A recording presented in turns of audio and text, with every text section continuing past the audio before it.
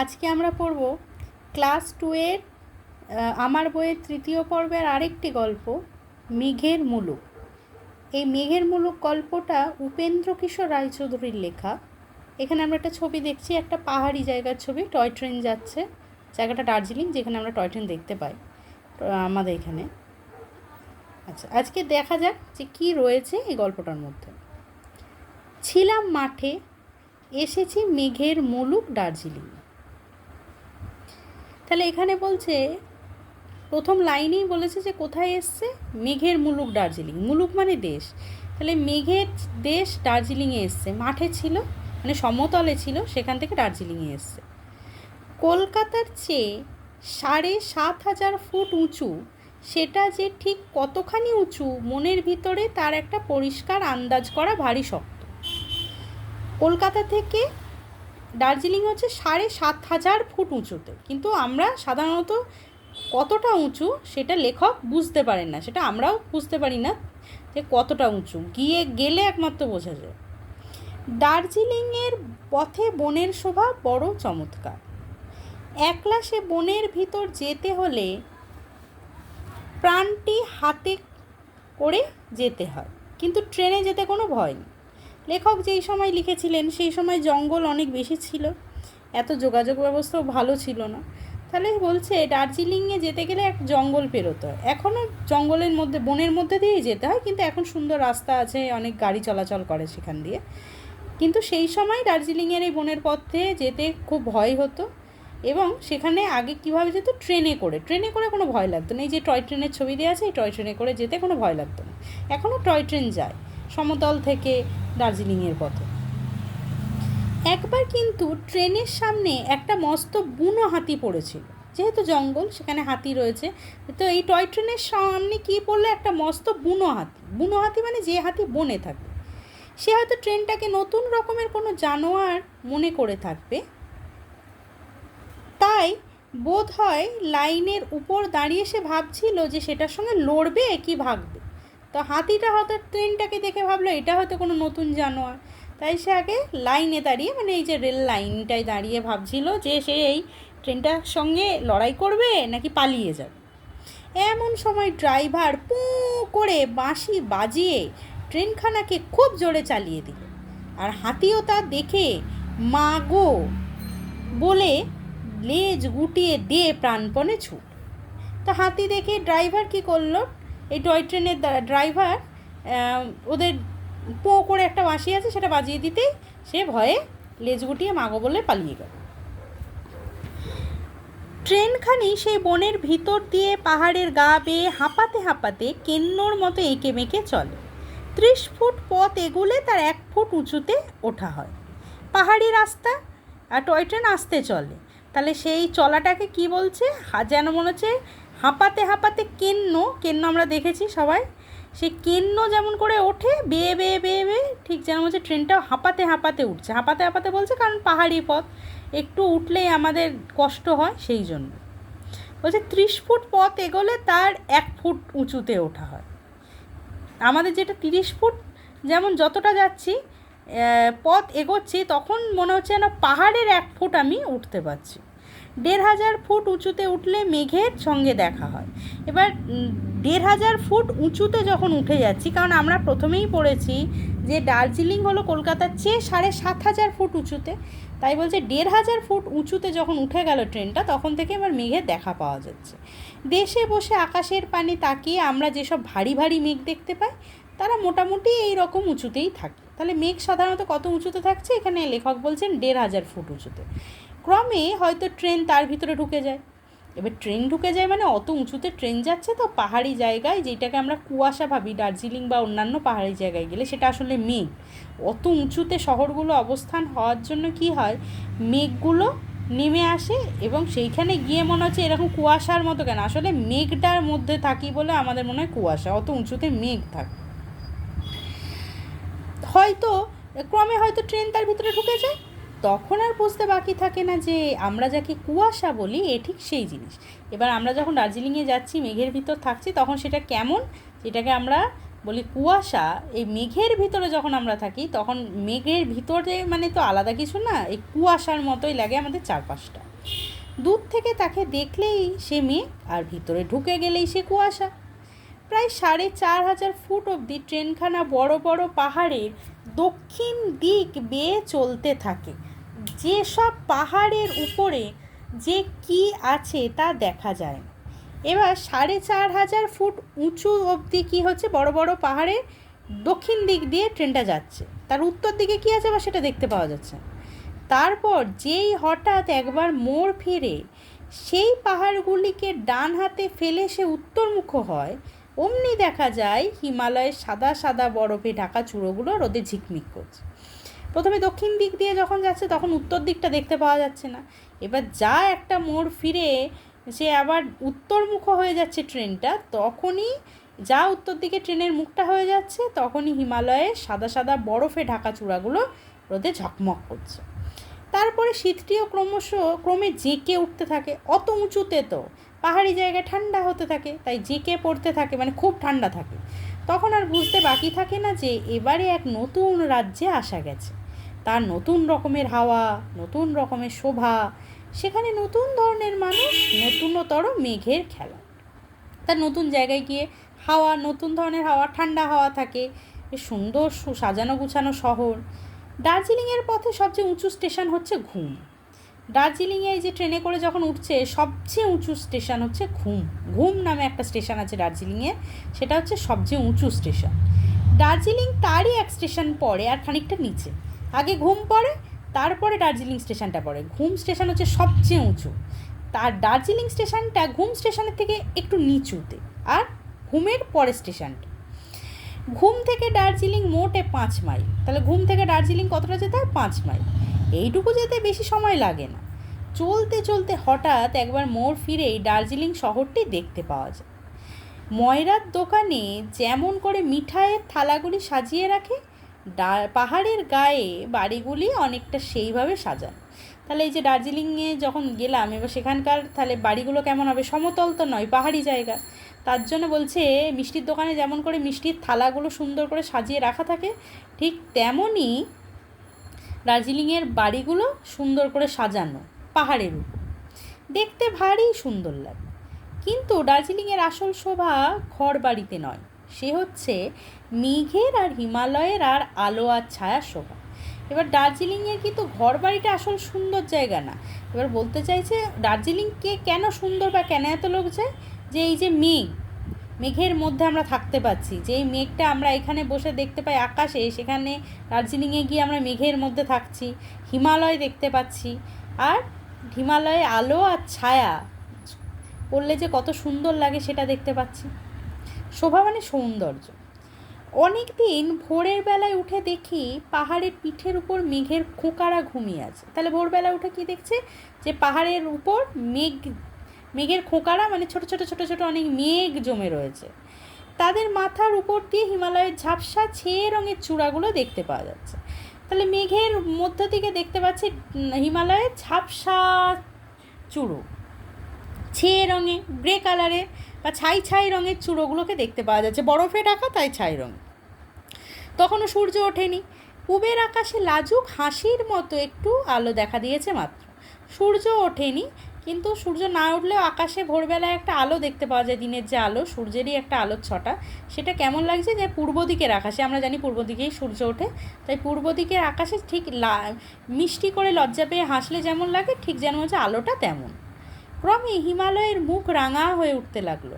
ব্যস্ত হয়ে রং ঢেলে তুলি নিয়ে বসলাম, মনে হলো কত কিছুই আঁকব। এবার আস্তে আস্তে যা দিনের সূর্যের আলোটা হিমালয় পর্বতের উপর পড়ছে, তখন সেটা রাঙা হয়ে উঠতে লাগলো, বিভিন্ন রং হতে লাগলো, লাল রং হতে লাগলো। তখন ব্যস্ত হয়ে লেখক কী করলো, রং ঢেলে তুলি নিয়ে বসলো, ভাবলো ওই যে এগুলো দেখে আঁকবো, অনেক কিছুই এঁকে ফেলবো। দুষ্ট মেঘের খোঁকা রোদের গন্ধ পেয়ে সে বেচারাও তাদের বিছানা ছেড়ে উঠে বসেছে। কিন্তু কি বলছে, বলছে মেঘের খোঁকা, মানে ওই যে ছোটো ছোটো ছোটো ছোটো মেঘগুলো যেগুলো জমেছিল, বলছে এরা হচ্ছে দুষ্ট। কেন? যা দেখছে রোদ উঠেছে তারাও এবার বিছানা ছেড়ে উঠে পড়েছে। তারপর 1 পা 2 পা করে না জানি কোন দেশের পানে তারা রওনা হলো। তারপর এবার তারা 1 পা 2 পা করে হাওয়া হয়ে গেল, আস্তে আস্তে আস্তে আস্তে মেঘটা সরে রইল। দিয়ে মেঘটা কি হলো, অন্য একটা দেশের দিকে গেল। হিমালয় দিল ঢেকে, আমার আঁকবার আয়োজন সব দিল মাটি করে।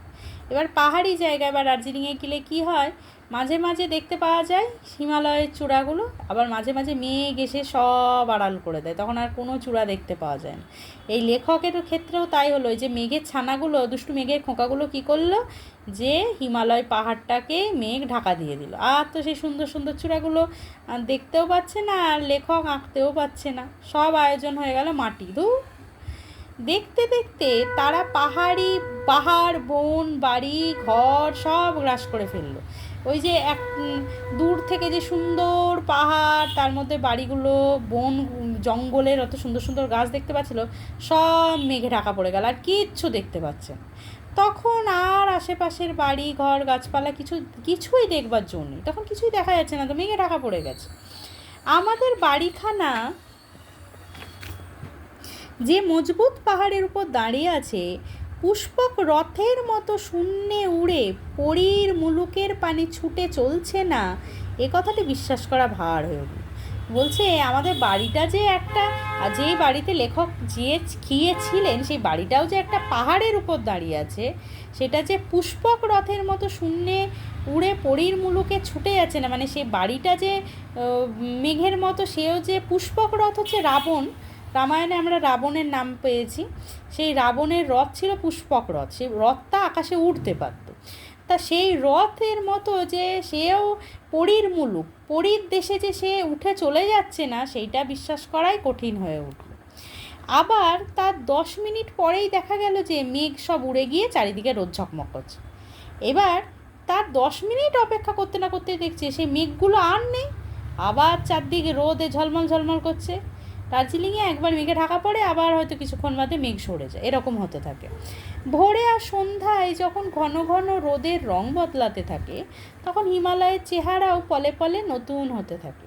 আর ভোরবেলা একরকম হয়, যখন সূর্যের প্রথম আলোটা এসে পড়ছে তখন একটা সুন্দর লাগে, আবার সূর্য যখন অস্ত যাচ্ছে, বিকেল থেকে সন্ধে হচ্ছে, তখন একটা আকাশের রং হতে থাকে। সেই অনুযায়ী কী হয়, পাহাড়ের রঙগুলোও, আকাশের রঙটাও পাহাড়ের রঙে এসে পাহাড়ের উপরে পড়ে, তখন পাহাড়ের রঙটাও পাহাড়ের রঙও পলে পলে পাল্টায়, মানে মুহূর্তে মুহূর্তে বদল হতে থাকে। এই মিছরির কুঁদের মতো মিছরির ডালাগুলো দেখবে যেমন রং হয়, ওই রকম একটু ধূসর, সাদার সঙ্গে একটু ধূসর মিশিয়ে হয়। এই আগুনের মতো, কখনো আবার আগুনের মতো হয় পাহাড়ের রঙগুলো, এই সোনার মতো, কখনো সোনার মতো হয় চকচকে, এই মুক্তোর মতো, কখনো আবার মুক্তোর মতো সাদা হতে থাকে। এই গরদের উপর চাঁদের কাজের মতো গরদের শাড়ি হয়, তার উপরে যখন চাঁদি মানে রূপোর কাজ করা থাকে, সেইটার মতো দেখতে লাগে। কখনো এই খড়ির মতো যেন জাদুঘরের ফেলকি, কখনো খড়ি মাটি দিয়ে জিনিস আঁকা বা লেখা হয়, সেটাও সাদা সাদা, সেইটা যেন মনে হচ্ছে জাদুঘরের ভেলকি, যেন মনে হচ্ছে কোনো ম্যাজিশিয়ান ম্যাজিক দেখাচ্ছে, এরকম হয়।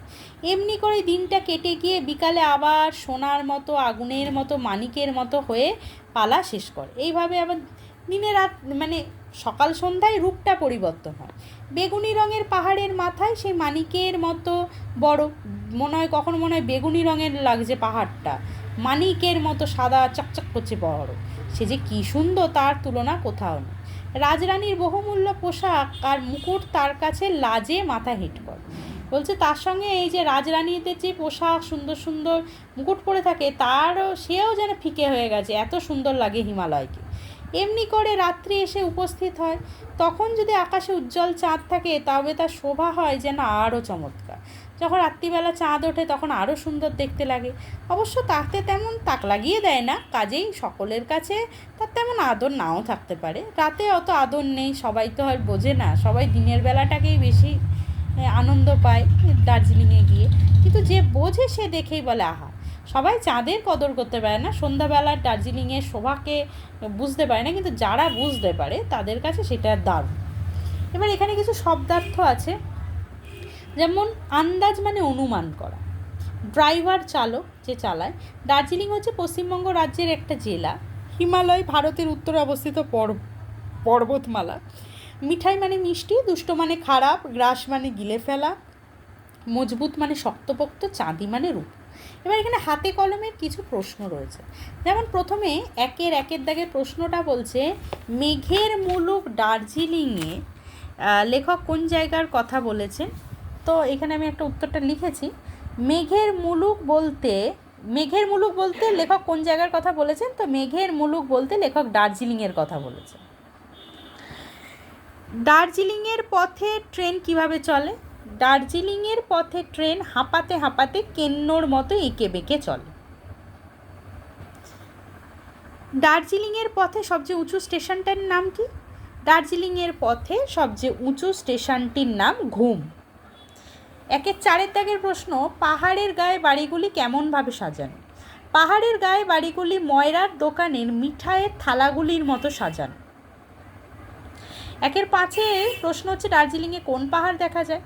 দার্জিলিংয়ে হিমালয় পর্বত দেখা যায়। এখানে হিমালয় পাহাড় লিখবে না, এখানে হিমালয় পর্বত লিখবে, কারণ পাহাড়ের থেকে পর্বত আরও উঁচু, আর হিমালয়কে পর্বত বলে, বা হিমালয় পর্বতমালা দেখা যায় বলতে পারো। এখানে হিমালয় পর্বতমালা দেখা যায়, কারণ হিমালয় তো একটা কোনো পর্বত না, অনেকগুলো পর্বতের সমষ্টি, সেটার নাম হিমালয়, তাই দার্জিলিংয়ে হিমালয় পর্বতমালা দেখা যায়। একের ছয়ের প্রশ্নটাই বলেছে, দার্জিলিংয়ে ভোরের আকাশটি দেখতে কেমন লাগে? দার্জিলিংয়ে ভোরের আকাশটি দেখে মনে হয় পূবের আকাশে লাজুক হাসির মতো একটু দিনের আলো দেখা দিয়েছে এবং পাহাড়ের পিঠের উপর মেঘের খোঁকারা ঘুমিয়ে আছে। একের সাথে বলছে, সে দেখেই বলে আহা। কে বলে? যে বোঝে, সে দেখেই বলে আহা। এই লাইনটা আছে তোমাদের। বা এটাকে যদি আমরা একটু অন্যভাবে বলি, যে সন্ধ্যা দার্জিলিংয়ের শোভা বোঝে,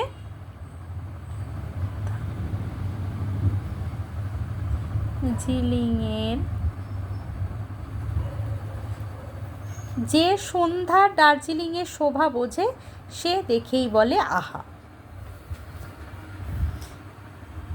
আচ্ছা, এবার বলছে নিচের শব্দগুলি থেকে যুক্ত ব্যঞ্জন খুঁজে নিয়ে লিখি। যেমন এখানে দার্জিলিং, এখানে যুক্ত ব্যঞ্জন কোনটা?